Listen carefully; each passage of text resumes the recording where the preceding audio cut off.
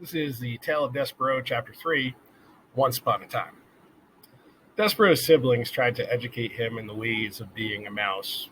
His brother Furlough took him on a tour of the castle to demonstrate the art of scurrying. Move side to side, instructed Furlough, scrabbling across the waxed castle floor. Look over your shoulder, all the time.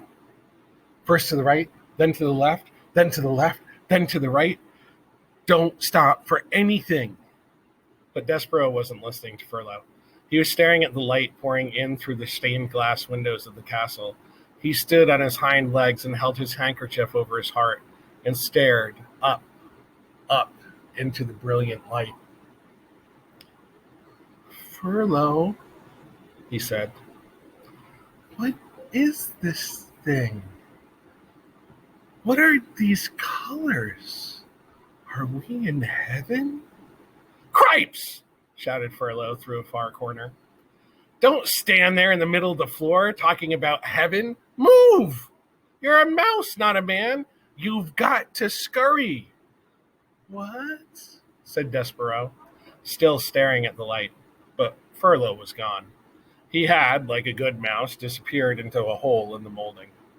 Despereaux's sister Merlot took him into the castle library, where light came streaming in through tall, high windows and landed on the floor in bright yellow patches. Here, said Merlot, follow me, small brother, and I will instruct you on the fine points of how to nibble paper. Merlot scurried up a chair, and from there hopped onto a table on which sat a huge open book. This way, small brother, she said, as she crawled onto the pages of the book.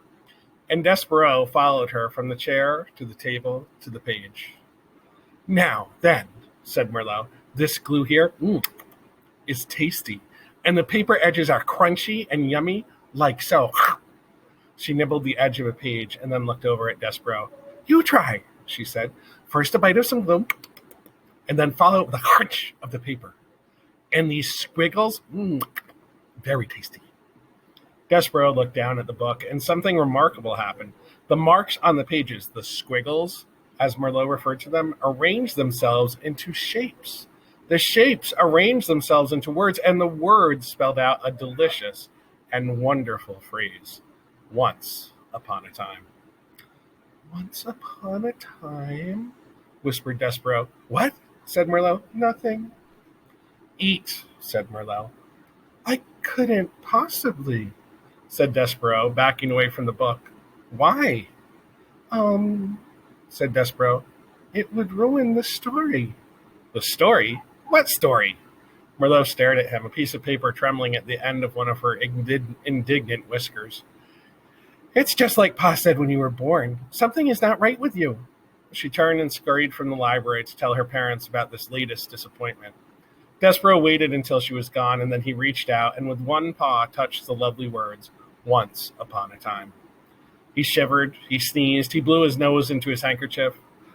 Once upon a time, he said aloud, relishing the sound, and then tracing each word with his paw, he read the story of a beautiful princess and the brave knight who serves and honors her. Despereaux did not know it, but he would need very soon to be brave himself. Have I mentioned that beneath the castle there was a dungeon? In the dungeon there were rats, large rats, mean rats.